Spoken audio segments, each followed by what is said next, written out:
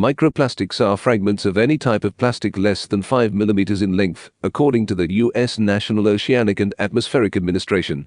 They cause pollution by entering natural ecosystems from a variety of sources, including cosmetics, clothing, food packaging, and industrial processes. The term macroplastics is used to differentiate microplastics from larger plastic waste, such as plastic bottles or bigger pieces of plastics. Two classifications of microplastics are currently recognized. Primary microplastics include any plastic fragments or particles that are already 5.0 millimeters in size or less before entering the environment. These include microfibers from clothing, microbeads, and plastic pellets. Secondary microplastics arise from the degradation of larger plastic products through natural weathering processes after entering the environment. Such sources of secondary microplastics include water and soda bottles, fishing nets, plastic bags, microwave containers, tea bags, and tire wear. Both types are recognized to persist in the environment at high levels, particularly in aquatic and marine ecosystems, where they cause water pollution. 35% of all ocean microplastics come from textiles, primarily due to the erosion of polyester, acrylic, or nylon-based clothing, often during the washing process. However, microplastics also accumulate in the air and terrestrial ecosystems. Because plastics degrade slowly, often over hundreds to thousands of years, microplastics have a high probability of ingestion, incorporation into, and accumulation in the bodies and tissues of many organisms. The toxic chemicals that come from both the ocean and runoff can also biomagnify up the food chain. In terrestrial ecosystems, microplastics have been demonstrated to reduce the viability of soil ecosystems and reduce weight of earthworms. The cycle and movement of microplastics in the environment are not fully known, but research is currently underway to investigate the phenomenon. Deep-layer ocean sediment surveys in China show the presence of plastics in deposition layers far older than the invention of plastics, leading to suspected underestimation of microplastics in surface sample ocean surveys. Microplastics have also been found in the high mountains, at great distances from their source.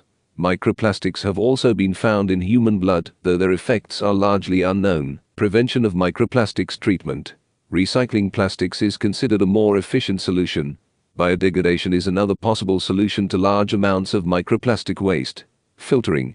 Stormwater or wastewater collection systems can capture many microplastics which are transported to treatment plants. The captured microplastics become part of the sludge produced by the plants.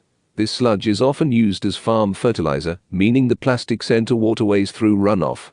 Collection devices. The Ocean Cleanup launched the world's first ocean cleanup system, 001 Arca Wilson, which is being deployed to the Great Pacific Garbage Patch. System 001 is 600 meters long, that acts as a U-shaped skiff that uses natural oceanic currents to concentrate plastic and other debris on the ocean's surface into a confined area for extraction by vessels. Education and recycling. Increasing education through recycling campaigns is another proposed solution for microplastic contamination. Action for creating awareness. A signboard encouraging the public to collect noodles so as to reduce their negative impact on the coastal environment. The U.S. Environmental Protection Agency (EPA) launched its Trash-Free Waters initiative in 2013 to prevent single-use plastic wastes from ending up in waterways and ultimately the ocean. EPA has also funded various projects that is aimed at reducing the use of single-use plastics, such as disposable cups, spoons and straws, from university campuses. Policy and legislation. With increasing awareness of the detrimental effects of microplastics on the environment, groups are now advocating for the removal and ban of microplastics from various products. One such campaign is Beat the Microbead, which focuses on removing plastics from personal care products.